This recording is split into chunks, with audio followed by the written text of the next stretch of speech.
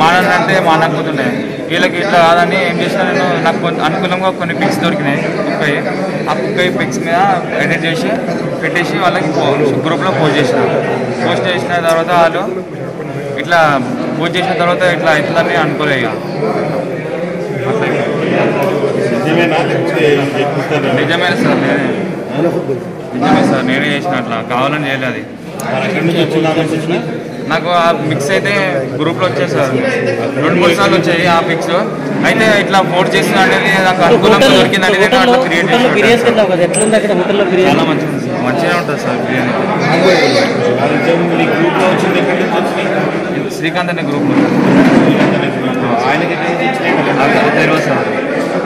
అదైతే వస్తూనే ఉన్నాయి సార్. అదైతే ఒక 2 నెలల నుంచి వస్తున్నాయి పిక్స్ అనేది.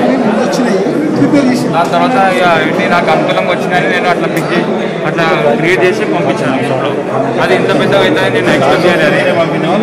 నేను షాబాద్ మీదే పంపించాను సార్, ఎందుకంటే మా ఫ్రెండ్స్ దానికే పోతారు, మేము రెగ్యులర్గా దానికే వెళ్తామని ఇక దాని మీదే పంపినా. खाने के लिए क्या बोले वहाँ पर आपको? अभी फिर आप ऐसा जो करें किस वजह से अभी जो आप ऐसा करें? ये मेरे दोस्तों को मालूम करने के लिए करा, लेकिन वो ऐसा होता बोल के एक्सपेक्ट नहीं करा।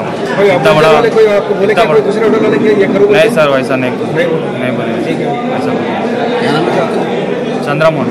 आप होटल को जाते गए तो खाना कैसा दिखता आपको? अच्छा है सर, अच्छा दिखता। अच्छा खाना 200 रुपीज़ में प्लेट। नहीं सर, ऐसा तो नहीं है। नहीं सर, वैसा मैं खाया बोल के बोल रहा हूँ सर। मेरे को पूछ सकते हैं क्या है वो होटल का पूरा मालूम।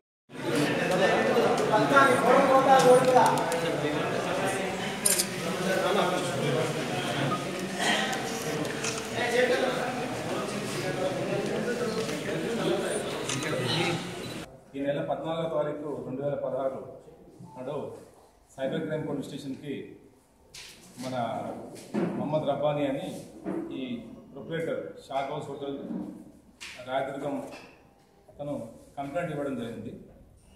అతను కంప్లైంట్లో ఏం చెప్పాడంటే, కొందరు ఇట్లా మా హోటల్ మీద దుష్ప్రచారం చేసి వాట్సాప్లో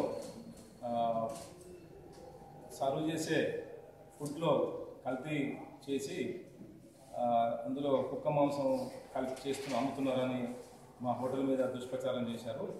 దానివల్ల చాలామంది మమ్మల్ని కూడా కాంటాక్ట్ చేశారు. తర్వాత మీడియాలో కూడా వచ్చింది. ఈ వాట్సాప్ మెసేజెస్ వచ్చిన మూలాన మా పర్సనల్గా కూడా మా రెప్యుటేషను, తర్వాత మా హోటల్స్ బిజినెస్ కూడా పడిపోయింది. మా దగ్గర